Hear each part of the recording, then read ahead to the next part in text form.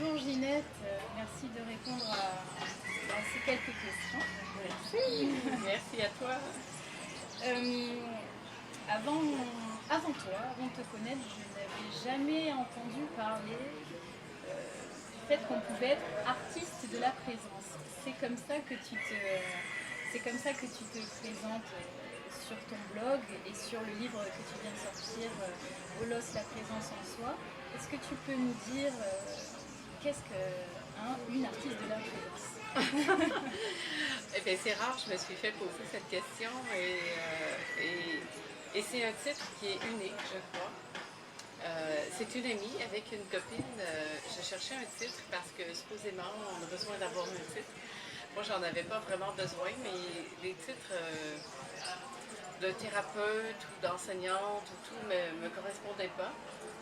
Et puis on a fait un genre d'échange où on jouait avec les mots. Et c'est vrai que dans ma vie, j'aurais voulu aussi, mais j'aime beaucoup peindre, j'aime beaucoup tous les arts.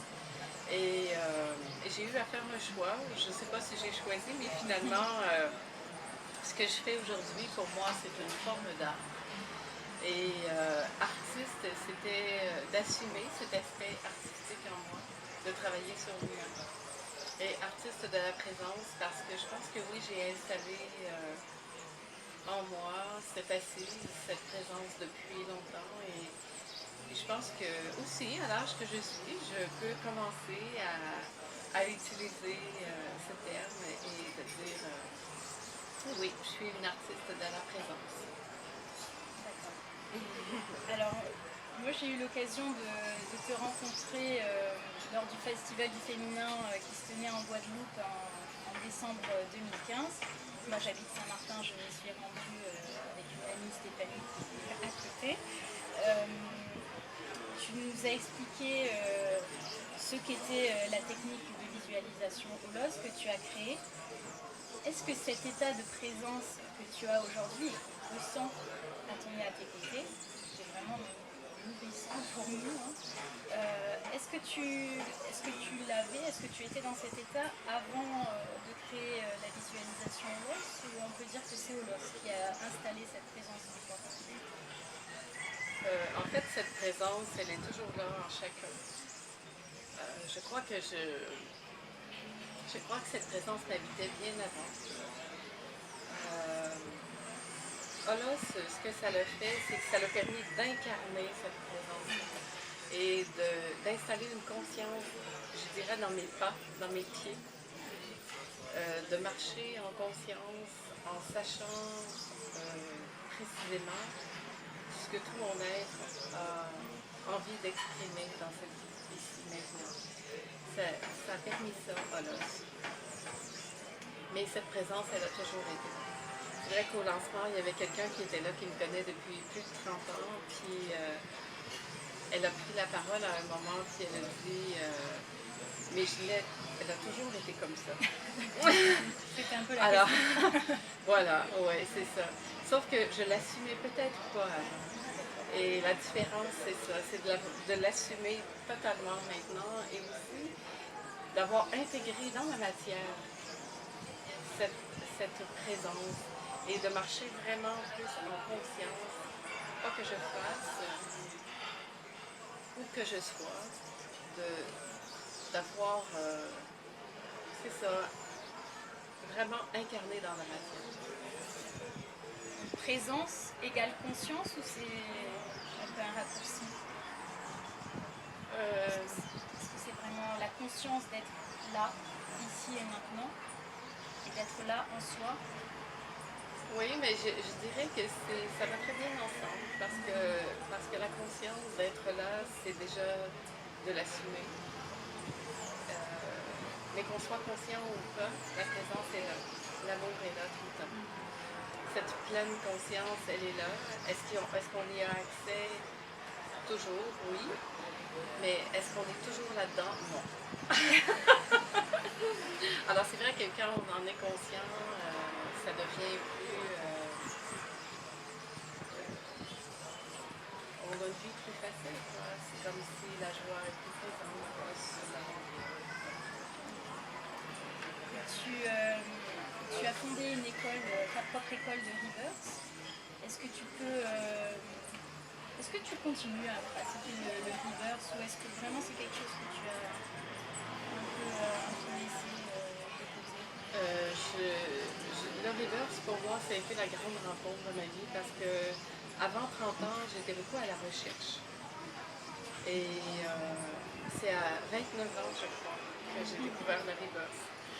Et quand j'ai trouvé cette pratique de respiration, j'ai su que j'allais faire longue route avec ça. Et pourtant, beaucoup de gens avant me disaient que j'étais instable, que je me cherchais, que je ne savais pas ce que je voulais.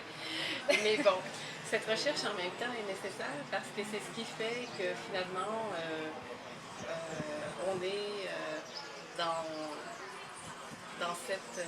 cet éveil, dans ce désir d'être vivant, d'être de plus en plus vivant, d'être dans la joie, de faire en sorte que notre vie ait un sens. Et c'est vrai que la respiration, est-ce que je fais des cycles de respiration? Non, pas très souvent encore, mais la respiration, elle est intégrée. C'est vraiment, je ne peux pas dire que je fais un cycle complet de reverse régulièrement. Cependant, la respiration est toujours là pour, dans chaque circonstance, quoi qu'il arrive, de revenir à ma respiration, ça reste un outil, le plus grand outil que j'ai touché. Parce que où que je sois, quoi qu'il arrive, ma respiration est là. Et ça amène tellement de sécurité de savoir qu'on peut compter sur notre respiration, qu'on peut, quoi qu'il arrive, revenir là. Parce qu'on sait très bien, quand il y a un état de choc, souvent on va bloquer notre respiration. Et Dieu sait que respirer, ça aide au contraire à faire circuler. Donc, quelle que soit la situation, de revenir à sa respiration, de se rappeler de respirer, qu'on ait mal, qu'on veuille justement une inspiration. La respiration est toujours là pour nous. Et c'est à portée de main et c'est gratuit. J'adore ça. Et justement, est-ce que tu peux nous parler un peu, pour ceux qui ne connaissent pas cette technique que tu as créée, de l'inspiration que tu as eue de Holos? Holos, c'était suite à une demande. Hein, j'avais vraiment. Il y a une partie de moi qui souhaitait quand même trouver une pratique, quelque chose qui rendrait les gens libres et autonomes. Et je ne savais pas juste comment ça se passerait. Il y avait ce désir de faire mon propre miel à partir de toutes ces expériences que j'avais eues depuis plus de 32 ans, 35 ans peut-être. Et je ne savais pas trop comment ça arriverait. Et finalement, j'ai lu dans un livre une petite citation qui disait que le placenta appartenait à l'enfant et non à la mère. Et ces simples phrases ont révolutionné ma vie, vraiment. Alors, c'est ça. Mais je ne savais pas plus qu'est-ce que j'allais en faire parce que c'est de savoir que le placenta appartient à l'enfant et non à la mère. Avouez que c'est intéressant, mais bon, peut-être même que vous êtes en train d'y penser comme il faut, de dire ouais, le placenta appartient à l'enfant. Et moi qui ai travaillé en reverse, où on travaille beaucoup ce syndrome de séparation avec la mère et tout ce qui vient avec, ça révolutionnait beaucoup de choses parce que ça voulait dire que à la naissance, on n'est pas réellement séparé de notre mère, pas que de notre mère, mais bien de cette partie de nous-mêmes qui est notre partie nourricière. Alors ça changeait beaucoup de choses. Et ça a pris 9 mois avant que je trouve ce que j'allais en faire. Et c'est, je dirais, accidentellement. C'est souvent comme ça que ça arrive, ces découvertes. En faisant respirer une femme enceinte que j'ai eu la vision, l'idée de lui proposer de se connecter à son placenta et essayer. Depuis 7 ans, il y a plein de gens qui se connectent à leur placenta. C'est une métaphore en même temps, mais c'est une belle métaphore et c'est très concret. Et ce que j'aime là-dedans, c'est l'évidence même de ça.